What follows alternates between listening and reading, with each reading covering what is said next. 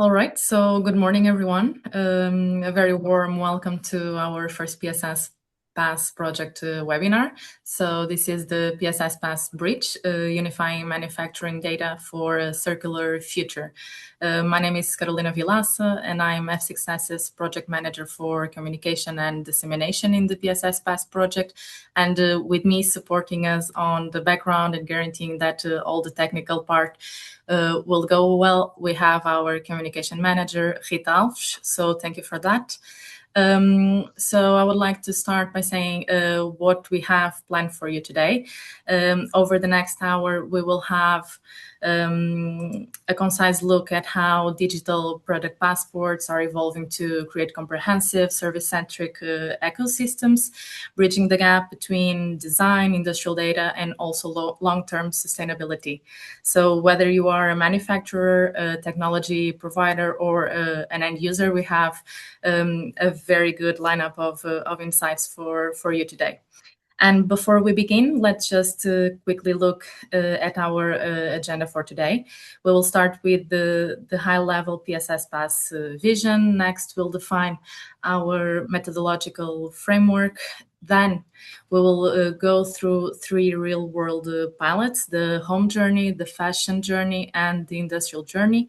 And finally, we will wrap up with a cross-stakeholder Q&A session and just a couple of closing remarks. And to help us make this session as engaging as possible, we would love to know who is in the room with us today. And for that, Rita is launching a very quick poll on your screens right now. So please take a brief moment to select the stakeholder group you represent. So are you joining us from the manufacturing industry? Are you from a digital tech provider network? Or are you joining us as a consumer? Let's see how it goes. We can already see this is quite diverse. We have people from all the different areas.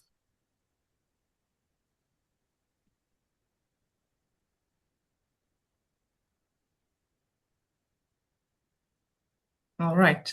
We can already see that that we have people from factories to citizens. So this perfectly sets the stage for the discussions we are planning to have. So thank you for those who have participated in this quick poll. And without further ado, let's kick off our first presentation. To walk us through the fundamental vision of PSS-Pass, it's my pleasure to introduce our first speaker, Ana Teresa Correia from ATB, our project coordinator. Ana, the virtual floor is yours. Thank you, Carolina.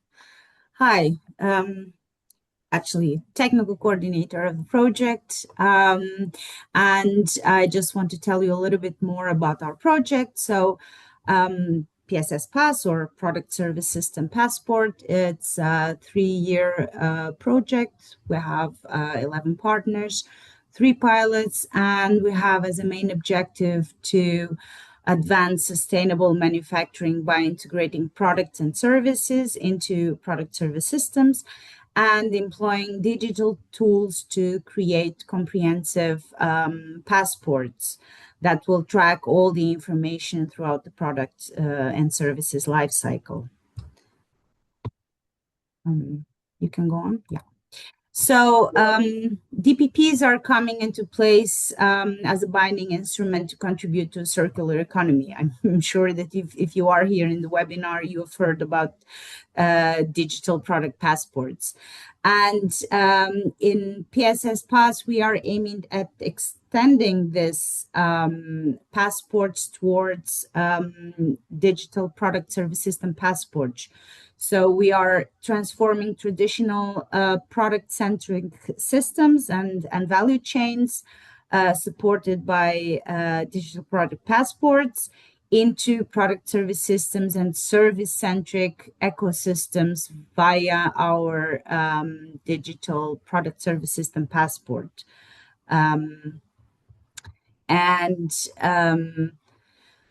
how can we do this transformation? So we are developing this passport that enables the digital record for tracking and optimizing the circularity of products and services, and developing as well some supporting tools and services which will use mechanisms such as machine learning, semantic interoperability, digital twin simulation to improve eco-conscious decision making and advance circular economy.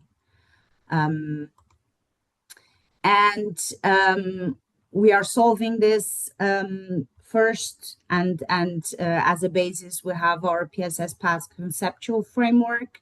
We have methodological framework, which is the foundation to analyze and help companies with setting up their digital product passports and digital product service system passports, or just transitioning from what they have already to a product service system passport. And this is the methodological basis for the work that is being done with our pilots and later on with further companies. Again, this is supported by, could you go on? By some with our solutions, our PSS-Pass tools and services that support, on the one side, cross-cutting scenarios that will help all the pilots within our project to develop and create and maintain their passports. Also has some further tools and services to support the product service systems throughout their product service system, throughout their life cycle. So you can see that you have the connection to the legacy systems from the pilots, but we also have then some tools and services that will support that. And just finalizing to say that we are pilot driven. We have 3 pilots on home appliances, Electrolux, textile, which is Desigual, and complex equipment systems, OAS, which you will hear later on. And as you can imagine, these are very different sectors, different requirements, different challenges that we are now in the process of supporting. And we want to make sure that our tools can support all these diverse environments that we are working on. I think that's all. Thank you very much, Anna. This is a very inspiring vision. And now that we understand the core baseline, how do industrial actors actually translate this concept into practical day-to-day value? To explain the concrete methodological framework behind the DPSSP, please welcome our next speaker, Luca Carminati from the University of Bergamo. Welcome, Luca. Thank you, Carolina. I'm Luca Carminati, a PhD student from University of Bergamo. As University of Bergamo, our goal within this project is to transition from a theoretical vision to an operational methodological framework. In doing so, we are expanding the concept of the DPP into the DPSSP concept, integrating not only the physical product, but the entire ecosystem of services that surround it. The core of our work is the development of this methodological framework, which directly builds upon the PSS-Pass concept developed by ATB and presented just before. As you can see on the right side of the slide, the framework is structurally divided into 2 main blocks: the phase A, the design phase, and the phase B, the utilization phase. For each block, specific and actionable phases are defined to guide companies through the implementation.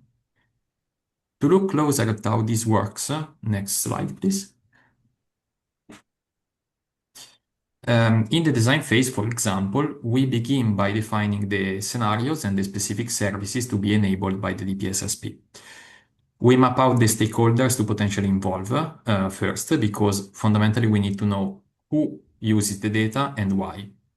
At this stage, we also clarify specific decision-making level, whether strategic, tactical, or operational, that we want to address through the DPSSP implementation. Next, we will define the passport hierarchy. In fact, complex products and services cannot rely on a single passport, but they require a nested structure that includes components to successfully enable new services. The crucial step then takes place in selecting indicators and data, along with precise permission, such as read and write. In this specific case, we have carefully reworked the requirements of the SPR regulation, while simultaneously identifying additional data useful for enabling specific services.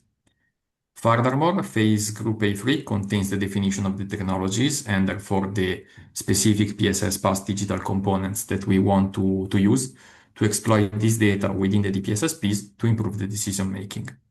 Finally, thanks to ontology and semantic mapping, we ensure that every actor speaks the same language while securing who can access or modify sensitive information. To conclude, the PSS-Pass methodological framework offers advantages to companies looking to adopt it. Next one, please. The first major advantage is its practical focus. It provides a clear and step-by-step procedure for companies to introduce and fully exploit the potential of the DPSSP.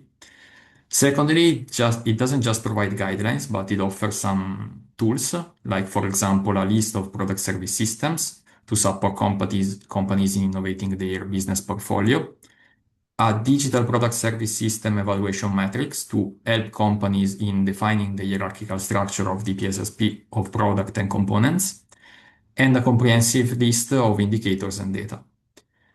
Ultimately, this methodological framework clearly defines the operational role of the PSS-Pass technological components across different service scenarios, and it remains highly flexible and applicable to different industrial contexts and sectors.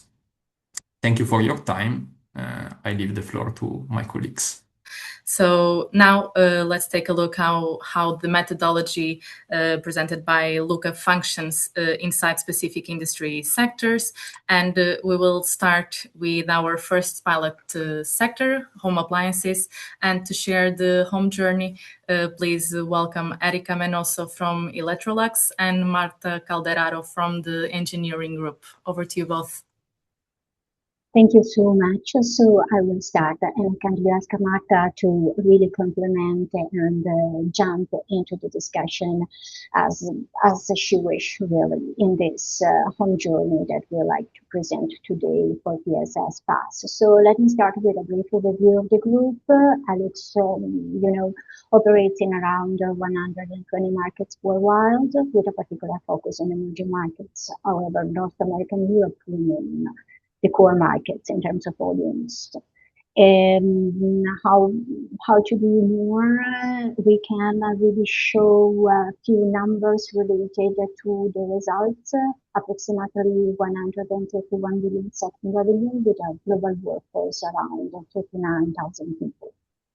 The scale is supported by a global manufacturing footprint and a well-established commercial organization. But I guess the most important thing is to go a little bit on product, because it's the core, the starting point for PSS-Pass as well. So here are some examples about the products that are white goods. Electrolux is effectively designs, develops, manufactures, and sells white goods structured in portfolio that address different consumer needs and lifestyles. A distinction that maybe could be interesting for PSS-Pass is what we are categorizing in terms of major appliances and small appliances. I guess from really product compliance standpoint, if you can go to the previous slide, please.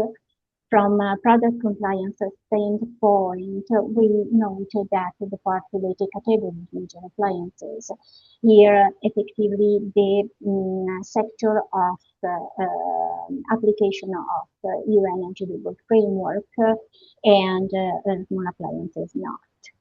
The other thing that we have to mention there is related to the classification of the product portfolio. But okay, we can move effectively on the business challenges and technology challenges that we present in PSS-Pass. So PSS-Pass is a research and innovation action, and the project explores mechanisms that could enable added value services and potentially support circular economy business models. I would like that maybe it's better to keep in mind that simple use case in order to try to understand or figure out what could be the potential application. So we can consider a cycle-based connected appliance, for instance, a washing machine. And our focus is on the use case of the appliance, and the potential added value services that we can effectively consider is the downloading of a software functionality that I'm at extending the product lifespan of the appliance. So keeping in mind that we move a little bit in analyzing some business challenges and technology challenges that we pose within PSS-Pass framework. So the business challenge one is related to the definition of a new user experience for white goods in terms of products, related accessories and consumables, and services. That means a quite wide ecosystem that we name packs. Anyhow, here there are two strategic drivers that we have to mention: the digitalization, obviously, and the sustainability. And the question here is, can the digital product passport be extended to services through product service system? From a technical perspective, the related challenge is about data governance, in my opinion. So can we integrate the DPP and PSS product service system while preserving the business objective of all the actors present in the value chain? Then that is, I guess, the main part of the first item cited in the slide. So we move to the business challenge number 2. And that is more related to the creation of a new digital ecosystem based on compliance-driven solution, but at the same time able to enable services and value creation along the entire product lifecycle. The technical challenge here rely on a dynamic solution able to support interoperability across a new digital ecosystem, the packs that I mentioned before. But the important thing is the fact that we are expanding the supply chain as well as the proper data granularity. Then we move to the business challenge number 3. So something that goes beyond effectively the end of life. So the focus is on the current condition of the product, its residual value, and the data collected during use phase. Use phase, obviously, of the life cycle of the product. So the technical requirement here is identifying which data about the product condition must be automatically available. Maybe it's better really do an observation there. Only specific usage events need to be tracked at serial number level, especially those affecting eligibility for service added value ones or are circular models related. So keeping in mind the business challenges and the technology challenges, we move to the next slide, please. Thank you so much. So within the PAX vision, this product, accessories, consumable, and services ecosystem, I would like to present you this slide where I try to track a simplified product service life cycle. So I would like to point out the central part of the slide, but it's important to point out here a major challenge that is distinguishing between the product digital identity and the user digital identity, because in PSS-Pass we would like to rely on data that are coming from product and product itself. So it's quite a sensitive part for this project. At the same time, we must define the correct information granularity across the life cycle, as I said before. Only to keep a little bit an eye on the last part of the slide, the bottom part of the slide, you can see some services that are already currently available with us, the maintenance and repair, and some part of consumable and accessories. Here we have to point it out how we would like to really expand this target, to make really an evolution of this target. And here the goal is twofold. Expand useful services, that means expand maintenance beyond mandatory periods, beyond current potential user portfolio, and enable the software-based functions. The other part is related to the support of sustainability, so extend effectively the product lifespan and enable the circular models. For example, the maintenance and repair data can support resale markets or anyhow enable premium maintenance programs, for instance. Anyhow, the data there are not just collected, but used to create effective value. Then I would like to really put a little bit of the attention on what I said before, the part related, the criticalities of this step, because in this case, considering maintenance and repair data, we keep an eye to preserve the business goals of all the stakeholders and address correctly the data governance, especially for, as I already said, maintenance data that are sensitive and strategically relevant. I would like to focus your attention on the data layer and the architecture of.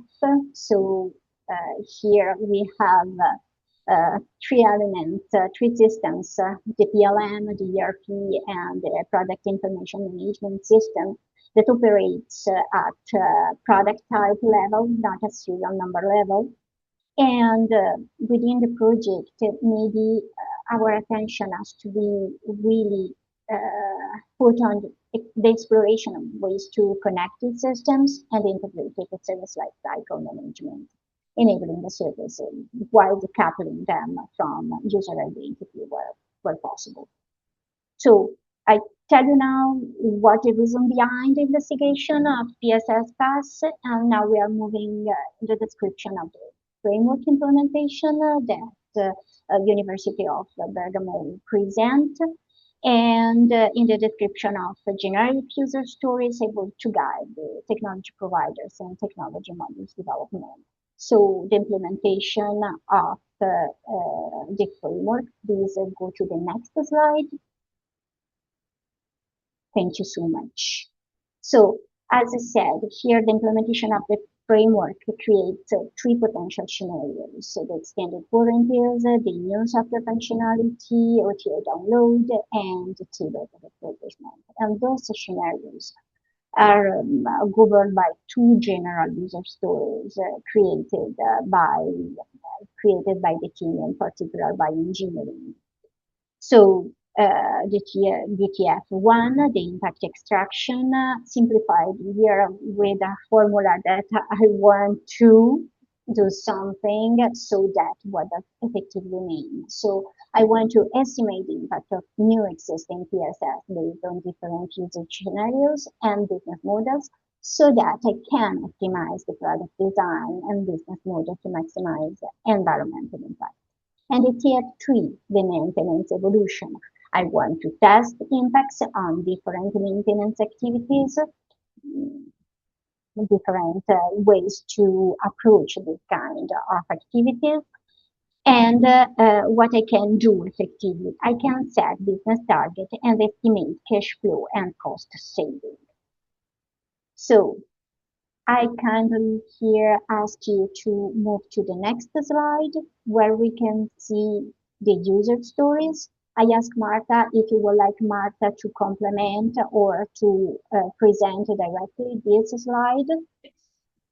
Thanks, Erika. So as Erika was actually mentioning, we can set in the way the DPSSP, our product service system passport, has the baseline for enhancing the services based on it. So actually the role that Ingegneria Informatica has in the project is to support the PSSP has a single source of truth via defining a digital twin-based simulation framework where we can use the simulation to identify the product service system impact estimation, supporting in particular for another pilot, OES, represented by representing the complex equipment sector, supporting the usage modeling of a product service system, and supporting the evaluation of different maintenance approaches. Can you go to the next slide, please? So I would like to go just in the deep focus of the maintenance approaches evaluation as it was required and defined in the agenda. So our main objectives identified with Electrolux were to evaluate the maintenance strategies across the life cycle, support the planning and maintenance service decision-making in terms of operational and tactical decision-making, improving the product reliability, of course, based on maintenance approaches, and enable the business modeling leveraging of maintenance data. So actually, we collected different data sources spanning from product list, product costs, maintenance logs, but as well all the different diagnostic data and failure history that might be relevant on our washing machines.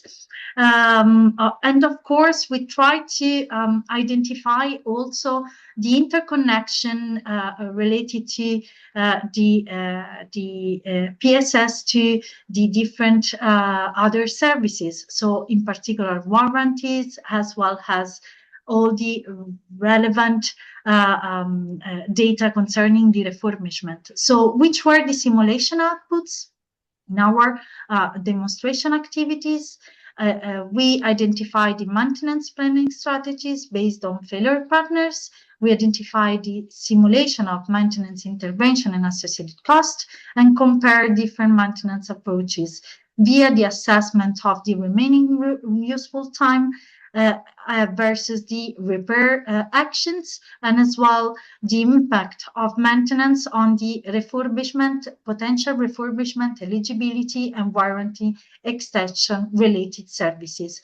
So as mentioned by Erika, we had set, and if you can go to the next slide, we have actually set a solution that was supporting 3 different PSS scenarios identified by Electrolux: the extended warranty, the tailored refurbishment, and as well the software functionalities, via demonstrating a DT-based simulation framework in Electrolux, but as well in OES, which was actually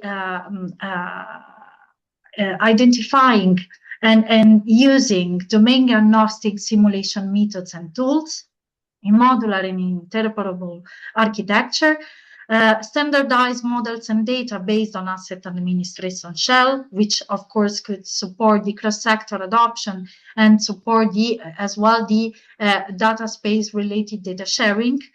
It's based on multi-agent simulation so that we can actually identify the different agents in the across the value chain, and as mentioned, being based on the product service system related passport, the DPSSP.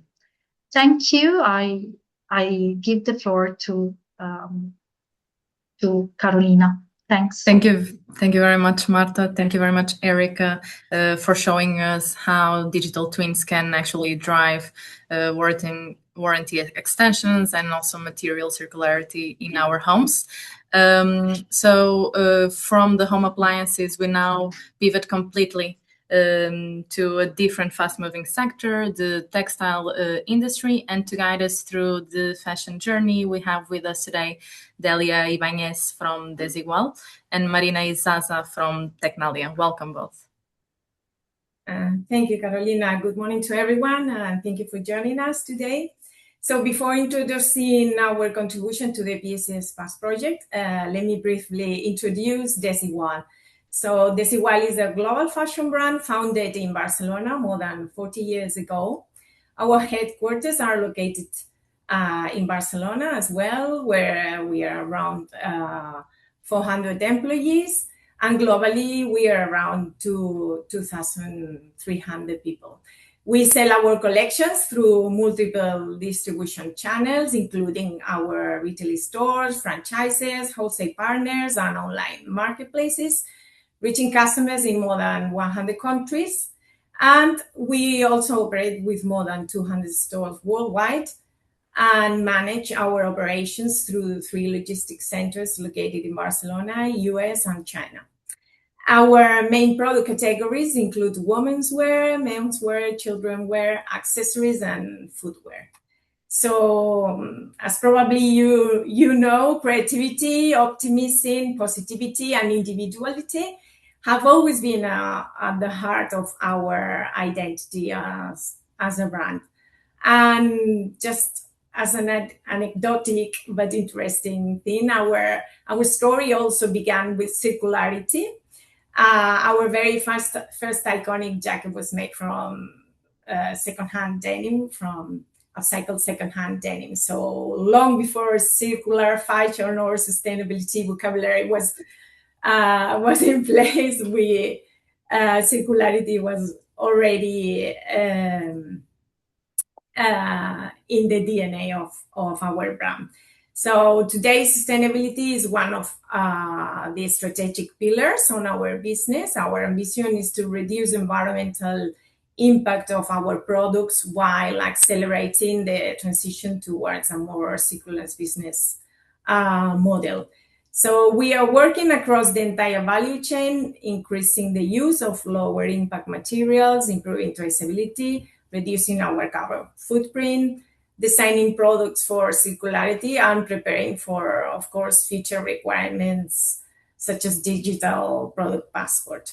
So this is why we are proud to be part of PSS-Pass project, collaborating with leading partners to develop innovative digital solutions that improve transparency, support circularity, and create value through the entire product life cycle. So one of the initiatives where PSS-Pass can have significant impact and transforming is in our Take Back program, which is where we participate as a pilot. So through this program, Desigual customers can return garments they no longer use, giving them the opportunity to enter a new life cycle instead of becoming waste. So once garments are collected, they are sorted by a specialized third-party partner. Depending on their condition, they may be prepared for resale or recycle. So for the moment, repairing is not an option with this program, though it could be in the future. So while this process already supports circularity, we still face several important challenges. First is that customers currently have very limited or no information about a garment history, or its environmentally or economic impacts. So as a result, when purchasing either a new or a second-hand garment, they cannot fully consider these aspects in their decision-making. So a second challenge is that the collection and sorting process itself, because today garments are assessed almost entirely through visual inspections and the experience of trained operators. So although this expertise is essential, the process remains relatively subjective. and can lead to higher rejection rates or less accurate classification. So having access to reliable product information would allow sorting decisions to become much more consistent, efficient, and data-driven. So another challenge we face is repairability, though today, as I said, garments requiring repair are often not suitable for resale, and in our program, they are usually directed to recycling option instead. However, many of these products could potentially have a longer life if we had better information about the construction, about the components, about repairing options. So these are the main three challenges, or the main challenges that motivated Desigual to participate in the PSS-Pass project. We see digital product information as a key enabler for improving circularity, not only by supporting better consumer decisions, also brand decisions or other stakeholders that may participate along the life cycle of the product, and also will enable a smarter collection, more accurate sorting, and new opportunities for circular businesses such as reuse or repairing if implemented. So in the next slides, Tecnalia, my colleague Marina, will explain how the digital product system developed within the PSS-Pass project can help overcome these challenges and unlock new possibilities for a more transparent and circular fashion ecosystem. Thank you. Thank you very much, Delia, and good morning all.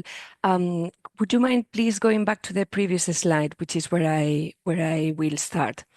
So yeah, Delia has mentioned and introduced some of the challenges that they are facing with the Take Back program.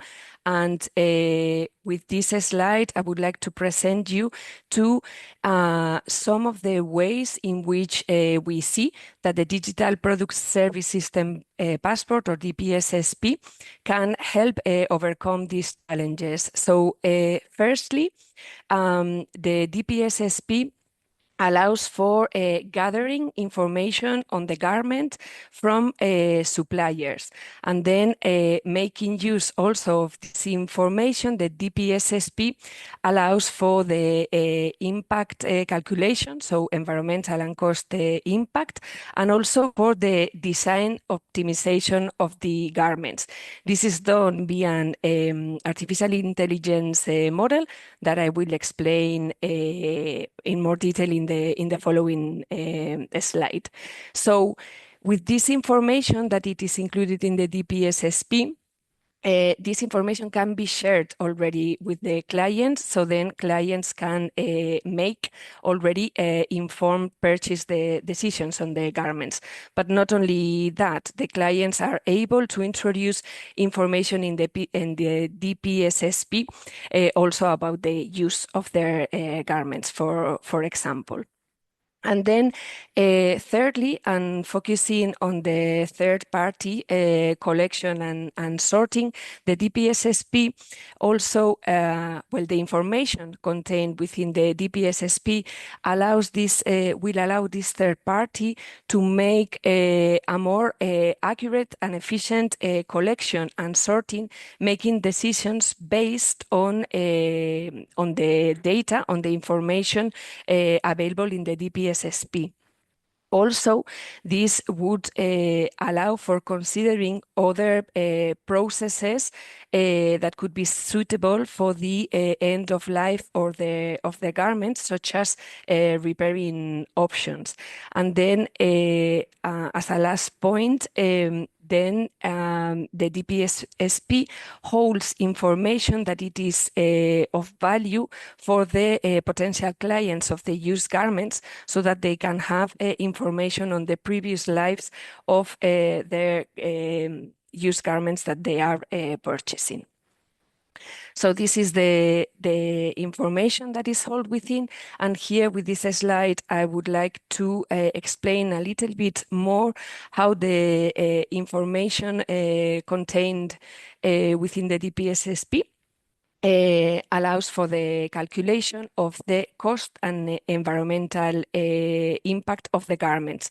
So focusing on the left-hand side of the slide, here we have the DPSSP contains information on some design parameters on the garments, and this relates to the composition, so the material composition, the geographical origin of the materials, for example, and some manufacturing processes. So this information with the help of an AI-based model allows for the calculation, for the automatic calculation of these environmental and cost impacts. And then with this already calculated information, a second AI model that uses the information contained within the DPSSP, which is the design optimizer, allows for assessing different combinations of these design parameters and obtaining the best values, so lower values in terms of environmental impact and economic impact, so that the best potentially design option for that garment can be established and assessed. So yeah, moving on to the last slide. So this is the way the DPSSP we believe it contributes to Desigual. So it increases transparency and trust among the different stakeholders by sharing information. It also will help to boost the overall sustainability of the different garments of Desigual, and contributing with this idea already in place of incremental circularity and resource efficiency. And well, it also helps with the continued improved perception of Desigual as a trustworthy and sustainability committed brand. And with this, I finish and I leave the floor back to Carolina. Thanks a lot. Thank you. Thank you very much, Marina. Thank you very much, Delia, for demonstrating how data-driven sorting and also verified provenance build real consumer brand trust. And now for our final pilot showcase, we go onto the factory floor to look to complex equipment. So with us in this industrial journey, we have Ronald Möhring from OAS AG and Giovanni Di Orio from UNPARALLEL. Please go ahead. Yeah, can you hear me? Very well.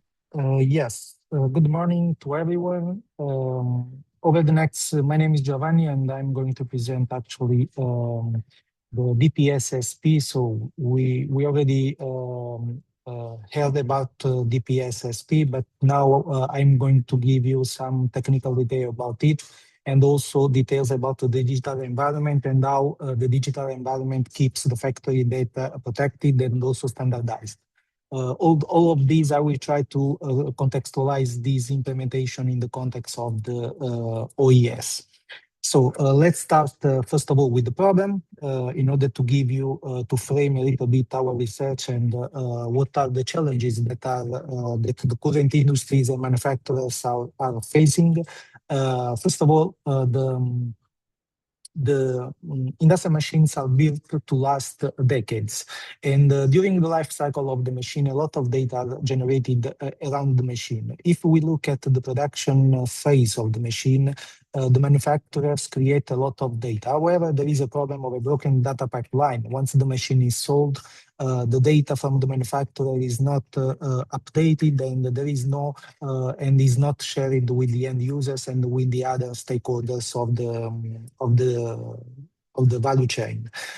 Next, when the machine is in operation, the end user is also generating a lot of data, operational data around the machine, and also this data stays in their own system. And when the machine reaches at the end of life, reaches the secondary market, there is a big problem. The problem is that no one has a complete and trusted history about the machine. So what does it mean? It means that all the data of the machine are scattered between different systems, and there is no a unique and coherent picture of the status of the machine. And this is a problem of a market stability problem, because without this kind of picture, we are not capable to understand the real status of the machine. So we have several problems like price uncertainty, the possibility of fraud, and also any liquid secondary market. So it is hard to sell the machine at the correct price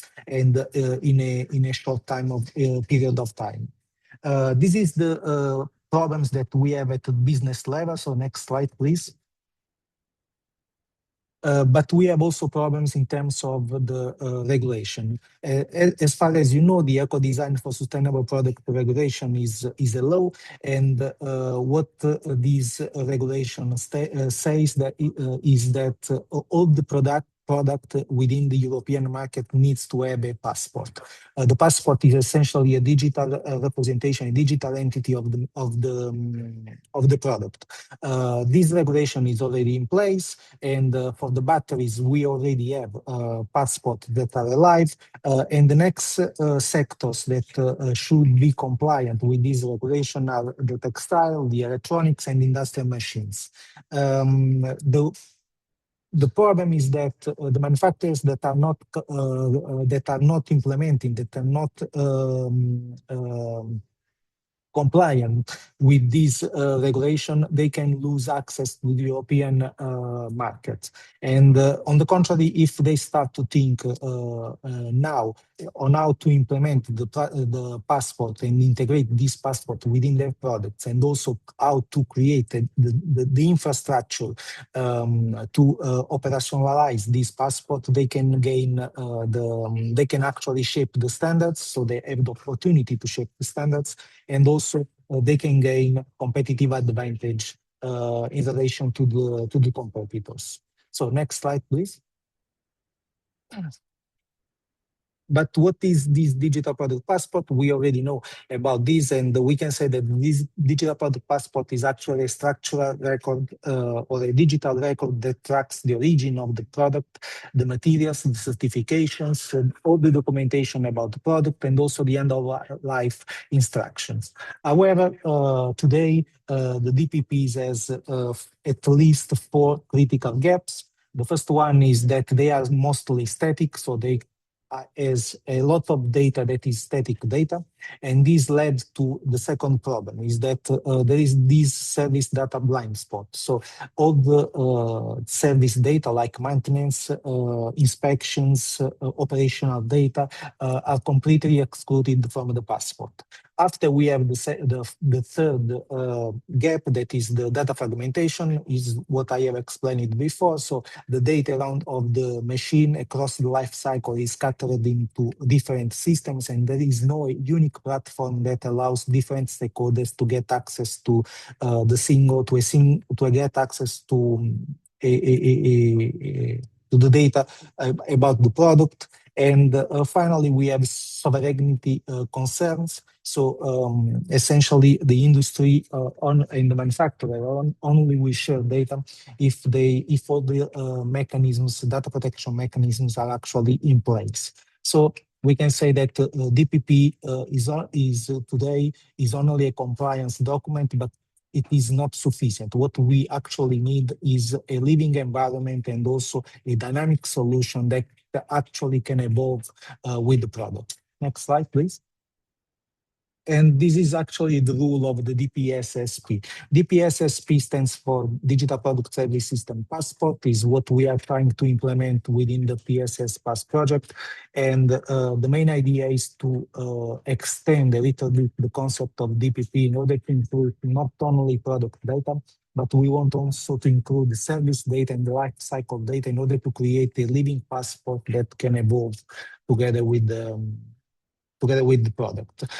So the idea is to transition from as designed and as produced passport, a passport that actually contains this information, to a passport that also include how the product is being used and how the product is being maintained.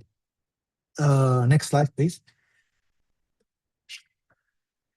And actually, in order to have this kind of living environment, this DPSSP in place, and to manage and operationalize this DPSSP, we need an infrastructure that actually can, a data infrastructure that actually can be used to share the data between the different stakeholders. We need a space where all the stakeholders can actually get access to the data about the product when they need, and all the data that they need, and especially when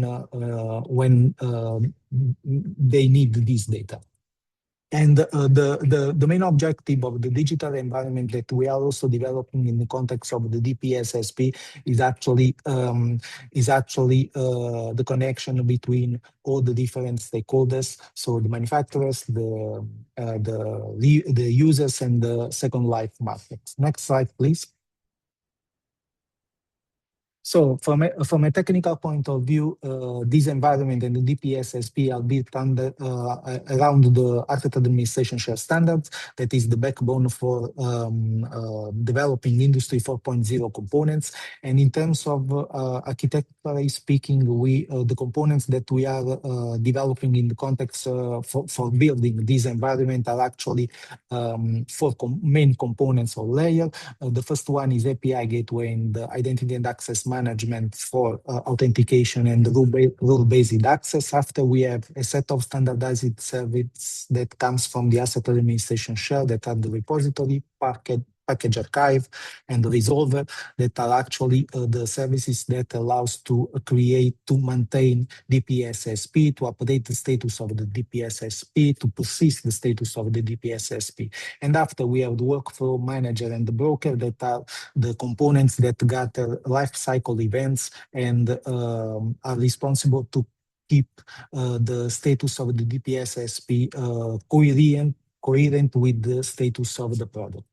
Next slide, please.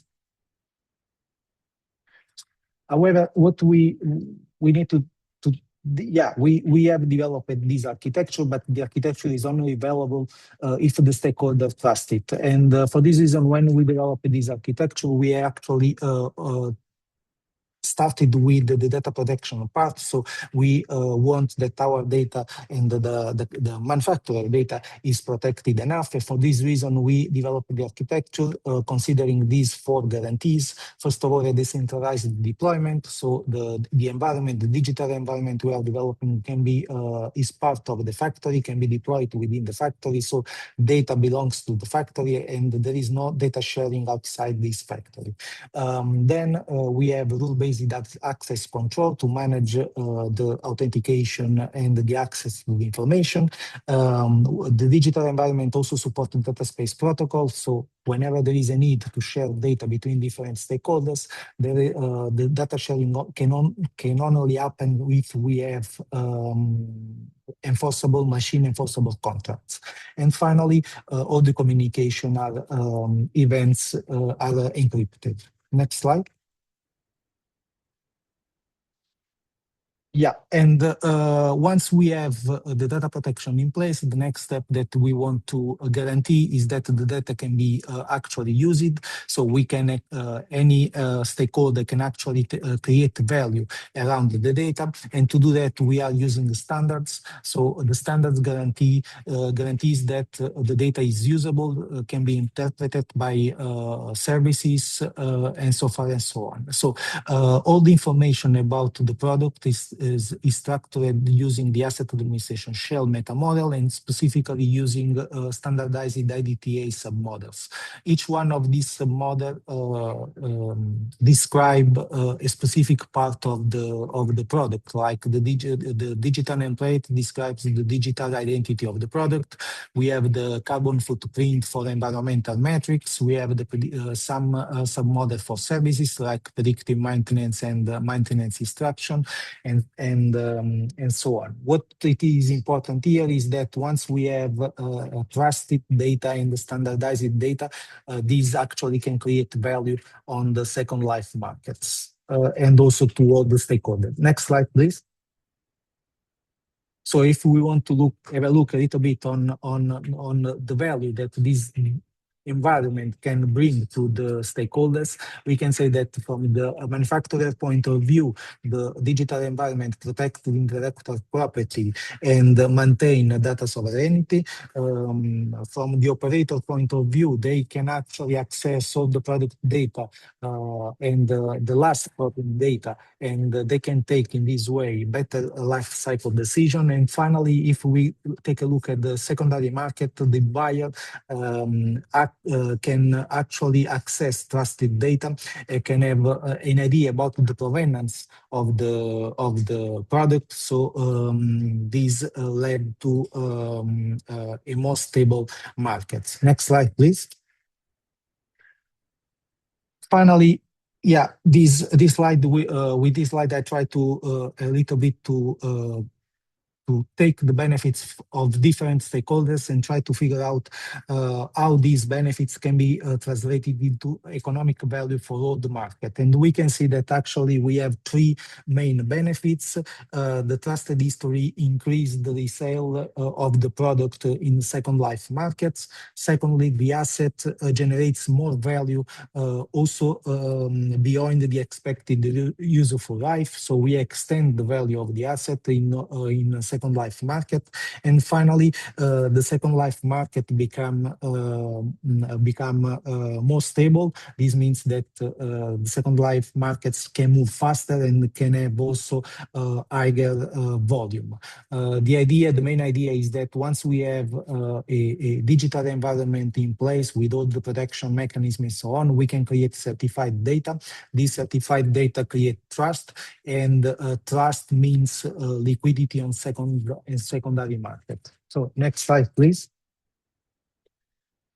And finally, yeah, these are actually some conclusions, and the idea is that why we need to act now, even if the European, the ESPR is still not the law for the complex machines. We need to act now for several reasons. One is for sure the competitive advantage. Who is moving now is actually have the opportunity to shape the standards and to create a competitive advantage. And the second aspect is about business opportunity. As a matter of fact, circular economy is something that is growing fast. There is a lot of money around this business model, and what we need to what the manufacturer wants to achieve is to take part of this market too. And also, finally, when we start to implement these, we can also get a competitive advantage in relation to the competition. So we can actually access the market, and we are sure that we can access European market also in the future. So, and this is my last slide. Thank you. Thank you. Thank you very much, Giovanni. Also, Ronald, for preparing this comprehensive presentation. Also, thank you to all of our speakers for showcasing the vast scalability of the DPSSP architecture. So we have now reached the final part of our webinar. We have reached the cross-stakeholder Q&A session. And for that, we will make available more 15 minutes to answer some of the questions we have. And I will hand the floor to my colleague George Alexandris from the Circular Economy Foundation, who will lead this discussion to bridge the gap between the technical feasibility and the market reality. So please, George, the floor is yours now. Yes, thank you very much, Carolina. Thank you also to all the speakers. I think there were very interesting use cases here. It's important to note that each of these use cases cover a very different, let's say, part of circularity. We have a use case in the white goods sector presented by Electrolux, which targets more, let's say, the middle of life and has a different associated business model, PACS, like Erika mentioned. We have also the business case from the use case from Desigual, where the realities are different. We have an end-of-life problem there with regards to the disposal and reuse, let's say, of textiles, but also how to build, let's say, sustainability into the brand and create more, let's say, brand awareness and expand the customer base. And finally, we also had this very interesting use case from OIS with complex machinery. And again, this is a different beast where we have really long-running cycles where the business case lies more, let's say, into in the predictive maintenance part, in analyzing all the data that is created from the long-term operations of the machines and how these machines can be refurbished and later on resold or disassembled and recycled. So very different use cases, but we have one platform, DPSSP, and which aims to combine, let's say, all these things, and also aims to monetize these particular factors. And yeah, if I think the floor is open for questions now. If there are any questions from the audience, I don't know, Carolina, are we going to give some time for the audience to come up with questions? Yes, I'm sharing with you some of the ones we had. Okay, so we have one question here. This is with regards to the actual investment required to produce, let's say, a circular business model. And the question is, from a business model perspective, how does tracking product lifecycle translate into real market stability or secondary revenue streams? I think this is a very, very interesting question. And I would like to direct this question to Electrolux and engineering, given their use case for the white products. Okay, so I will take it and Marta jump into the discussion when you want. I'm here. So I try to explain because it's quite a difficult question, really. I guess Giovanni already mentioned a little bit, or yes, a little bit the idea behind. For me here is, I guess that the extended DPP model, when we target service-based use cases, requires effectively the establishment of a data exchange platform, or at least something that could enable this mechanism. And in this context, the data consuming services should bear the cost of the data storage and management, ensuring the alignment with the service profitability. And this model maybe could be relevant when we are talking about services like second-hand market platforms, refurbishment activities, premium value-added services programs. But in this case, maybe it's better to make a consideration about criticality, about data utilization, when the product use space data is not actively leveraged, it effectively becomes a cost rather than a value driver. And in such case, the only remaining value extraction point is the end of life, where the data supports waste management processes, if any. That is the other point. So, at the end of the day, ensuring the active and continuous use of the extended DPP data throughout the life cycle, it could be a good way forward to avoid value loss and sustain the system economic viability.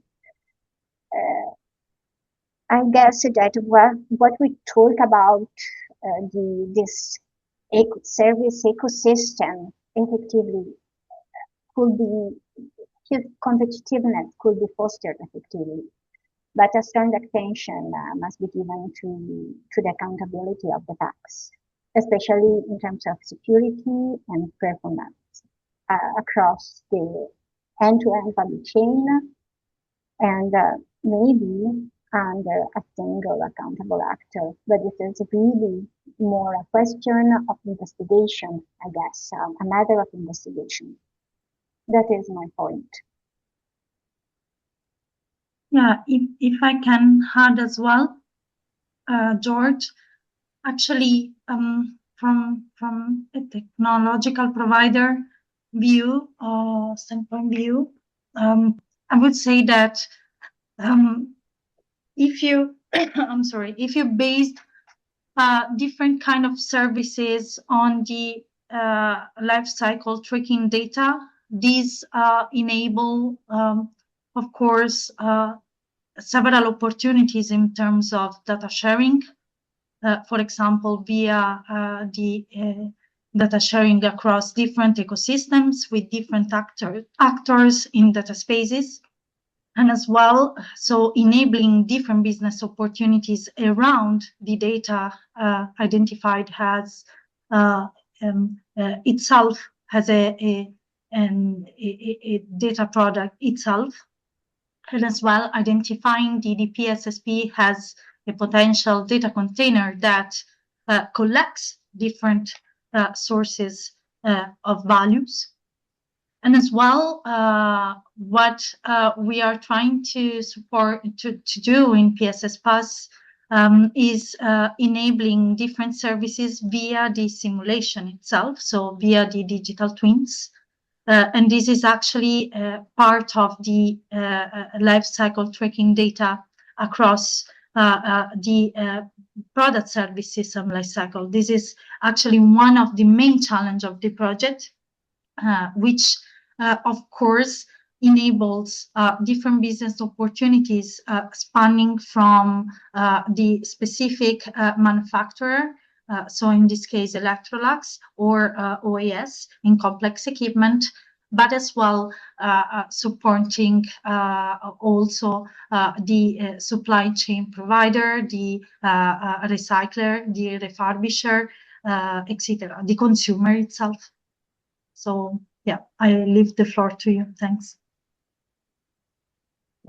Yeah, thank you. I think these were very insightful questions. So, so basically, what also Erika said and what Marta reinforced afterwards is that in this case, let's say the main investment would be more on the DPSSP side, acting as a shared data container. So the actual business owner can focus on his business and be ensured, let's say, that the data is trusted and that the usage of the data is made under the appropriate obligations, and also that the that added value from this data usage is created with the help of the DPSSP services. So, which means that to answer the question of the audience, that there is not a very big risk, let's say, for the business owner.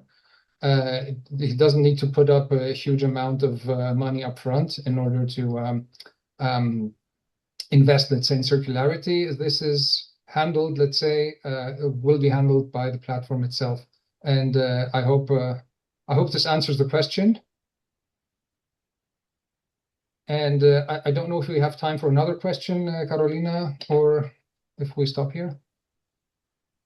Yeah, indeed, we are already over time, but I see we still have some resistance with us. So perhaps we can try and give a chance to just one more question, and if we can have a quick and short answer to it, then we can wrap up. And of course, then we can answer some questions after the session is over.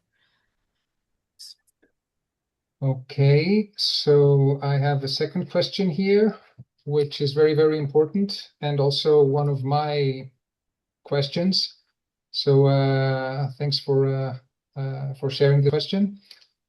So the question is, when we talk about sharing product history for the resale market, how does the DPSSP framework guarantee that a manufacturer's proprietary factory data remains secure from competitors? I would like this question. I will direct this question to OIS and Unparallel, given that they have these very, very long-running life cycles of maintaining factory equipment. So if you can take this question, OIS, Unparallel. Yeah, sure. From my point, it's less reply regarding the technical things. It's more, let's say, a business view. I think for the factory operators, this is, first of all, not a problem because equipment operation takes place over 10, 20, even 30 years.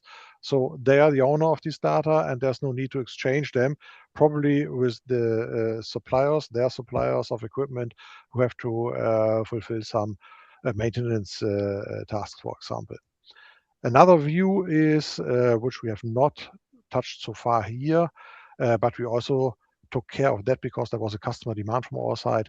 If we see the PCF calculation of products. So these factories, they also produce something, for example, gas concrete blocks. And of course, it's important to have such a DPSSP for these products as well. And then we might be faced a problem. Maybe Giovanni can give some technical answers to that matter, because if you sell your products, you also sell implicitly the recipes, the batch, the complete process information. And this could be, of course, something which is sensitive to the operators. Yeah, to what Ronald said, I would like to add in terms of technical stuff. The digital environment itself guarantees data protection in several ways. First of all the mechanisms like authentication and also rule-based access are in place. This means that only the authenticated people can actually read and they get access to the data that they are entitled to see. This is one part of the story. The second part of the story is that we are using a distributed platform, so there is no any central database. Data is not moving outside the factory to a central database. We have the factory data stays within the factory, and what we actually do is to create policies and to create agreements between different stakeholders to get access to the data. So the data is not moving from one stakeholder to another one. The data stay always in the factory, so we can guarantee that the intellectual property stays within the manufacturer premises, and after they can give access if an agreement and a contract is created between the stakeholders. And this is the other part of the story. And finally, when we have data communication, data exchange between two parts, we are also protecting this communication channel with encryption, so the data anonymization if needed. So there are some mechanisms in place that allows to make data quite difficult to be detected and to be gathered by some service that is not trustful. So in terms of technically speaking, these are the way we are handling the stuff. And and we are looking at the state-of-the-art solution and also state-of-practice solution for the authentication data protection part, and also the data space for this part of the contracts and agreements between stakeholders to keep the data as protected as possible. Thank you, Ronald. Thank you, Giovanni. So to summarize the answer, so we had, first of all, it's important to know that operational data from a factory stays in the factory. Then the DPSSP platform, as Giovanni mentioned, has various safeguards in place, like role-based access control and authentication/authorization, in order to ensure that only people who should have access, can really access the data. And of course, this is also governed under strict contractual obligations, which again are supported by the platform. Obviously, it's for some parts, because from my understanding, not everything is mandatory in ESPR to be reported. Obviously, let's say the manufacturer can also decide what goes inside, let's say, the DPP and whatnot. And finally, it was also raised the point about secure communications, about securing channels, so that no information is leaked in that way. I hope this answers the question of the audience. Thank you very much, George. And also thank you very much to our great panel of experts, and most importantly, to the audience that we had with us today. As we heard, upcoming EU digital passport regulations aren't just about compliance. They are actually a massive gateway into a multi-trillion euro circular economy. So the early movers will define the market leadership tomorrow. And if you got curious and you want to know more about PSS-Pass and the work we are doing in this pathway, stay connected with us. Scan this QR code that you are seeing on screen. Join us on our community on LinkedIn, as well as to our official newsletters, so you can get all the updates from the work being developed in PSS-Pass. And we will wrap up now. Thank you all again for your collaboration, for your participation, and have a great rest of the day. We look forward to seeing you at our next event.